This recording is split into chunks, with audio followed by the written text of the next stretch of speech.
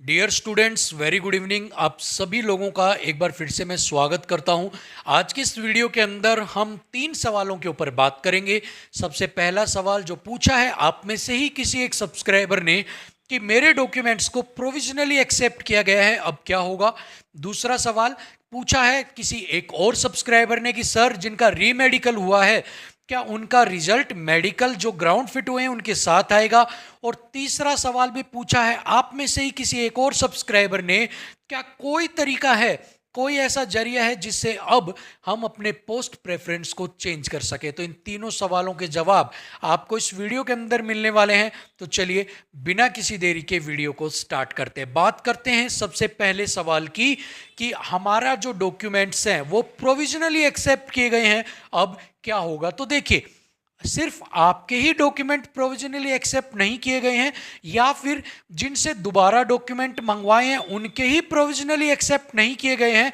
जितने भी स्टूडेंट्स ने अपने डॉक्यूमेंट्स जमा करवाए हैं, चाहे वो बिल्कुल सही थे या नहीं थे, उन सब के डॉक्यूमेंट्स को प्रोविजनली ही एक्सेप्ट किया गया है।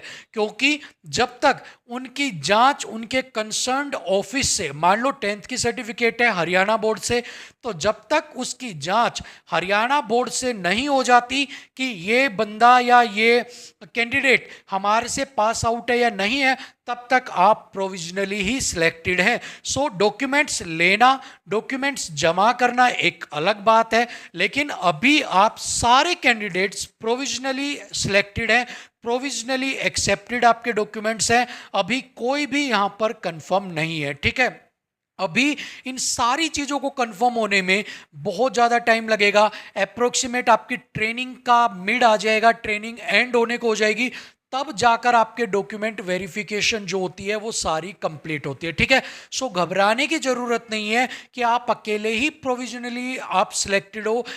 डॉक्यूमेंट्स के मामले में सभी बच्चों के डॉक्यूमेंट, जितने भी बच्चे हैं, सभी यहाँ पर प्रोविजनली ही एक्सेप्टेड किए गए हैं। और अगर कोई कमी पाई जाती है तो उस चीज को कभी भी वो आपको रद्द कर सकते हैं। ट्रेनिंग के बीच में भी आपको डॉक्यूमेंट्स के बेस पर रिजेक्ट कर कर आपको घर वो भेज सकते हैं, ठीक है। तो घबराने की आपको जरूरत नहीं है। सभी बच्चे आपकी ही तरह जिनके भी डॉक्यूमेंट्स लिए गए हैं वो प्रोविजनली ही एक्सेप्ट किए गए हैं, ठीक है।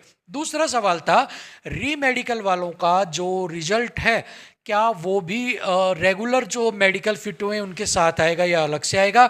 तो जो आपका रिजल्ट है वो भी निकाला जाएगा आपके मेडिकल वालों के साथ ही, क्योंकि जो मेरिट बनेगी वो तो फाइनली उन्हीं में से बनेगी जो मेडिकल फिट होके आई हैं। और अगर आप री मेडिकल में मेडिकल फिट हो जाते हैं तो ही तो आप मेडिकल का हिस्सा बनेंगे, कट ऑफ का हिस्सा बनेंगे। सो आप सभी लोगों को, जितने भी लोग री मेडिकल में मेडिकली फिट होके आएंगे, उन सभी को मेडिकली एक साथ जो ग्राउंड फिट हुए हैं एक बार में या जो दोबारा में फिट हुए हैं, उन सबको एक साथ रखकर ही मेरिट तैयार की जाएगी।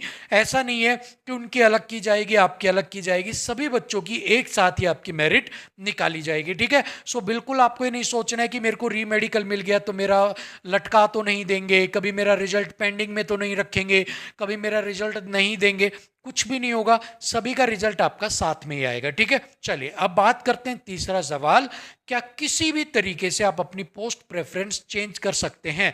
अब ये सवाल क्यों उठ रहा है पोस्ट प्रेफरेंस को चेंज करने का। तो देखिए, ये सवाल इसलिए उठ रहा है कि जब आपने फॉर्म फिल किया उस समय आप रिटर्न एग्जाम आपने नहीं दिया था, ठीक है। उस समय आपके मन में डाउट था कि भाई मेरे नंबर क्या रहेंगे, ठीक है। उस समय आपने सिर्फ एक चीज को फोकस किया, वैकेंसी को, कि किस पोस्ट के अंदर कितनी वैकेंसीज हैं।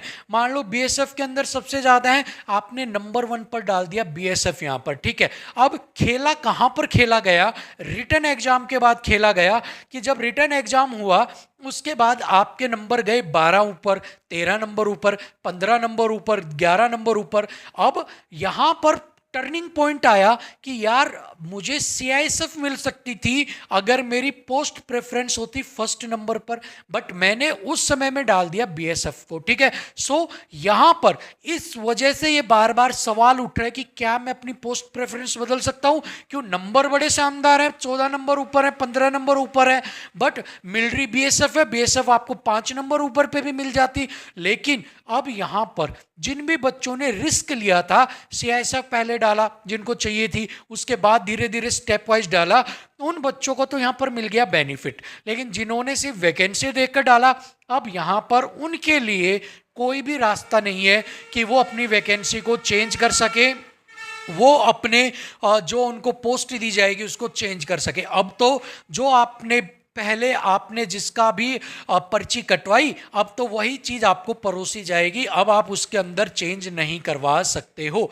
ठीक है, ये सेम उसी तरीके से है होटल में। आपने एक बार अगर होटल में अगर आपने ऑर्डर दे दिया और अगर आपका खाना तैयार हो गया तो आपको फिर वही ऑर्डर लेना पड़ेगा, आप ऑर्डर कैंसिल नहीं करवा सकते। सेम चीज़ है, अगर एक बार आपने फॉर्म फिल कर दिया तो अब आप उसमें कुछ भी चेंज नहीं कर सकते। अब आपको बीएसएफ है तो बीएसएफ लेनी पड़ेगी, असम राइफल है तो असम राइफल ही लेनी पड़ेगी। ठीक है, सो यहाँ पर जिन भी बच्चों ने थोड़ा सा माइंड लगा के काम किया उनको फ़ायदा मिलेगा, जिन भी बच्चों ने थोड़ा सा घबरा कर पहले वैकेंसी वाइज डाल दी उनको यहाँ पर थोड़ा बहुत नुकसान हो सकता है। ठीक है, क्योंकि अगर आप पहले सीआईएसएफ डालते तो आपको लास्ट में अगर 5 नंबर ऊपर जाते तब भी आपको बीएसएफ तो वैसे भी मिल जाती, या कोई और पोस्ट होती वो वैसे भी मिल जाती। ठीक है, बट चलिए अब जो भी मिलती है आप उसमें आप सब्र कीजिएगा, अगली वैकेंसी आ रही है उसके अंदर आप और अच्छे से अपने आप को प्रिपेयर कीजिए और सारी जो आपने अब कमियां रहेगी उस चीज़ में उनको एलिमिनेट करके अपनी मनपसंद जॉब है आप वहाँ पर ले लेना। ठीक है, साथ में ही एसएससी जीडी दिल्ली पुलिस के लिए स्पेशल क्लासेस चल रही हैं, हिस्ट्री कंप्लीट हमने करवा दी है। 5 क्लासेज के अंदर आप जाइए और क्लासेज को देखिए, तैयारी कीजिए, ताकि जिन बच्चों का सिलेक्शन हुआ है उन बच्चों की लिस्ट में अगली बार आप भी शामिल हो सको। ठीक है, सो फिलहाल के लिए वीडियो में इतना ही, मिलते हैं अगली वीडियो में, तब तक के लिए आप क्लास को ज्वाइन कर लीजिएगा, वीडियो को लाइक शेयर कर दो, चैनल को सब्सक्राइब कर दो। थैंक यू सो मच, नमस्कार।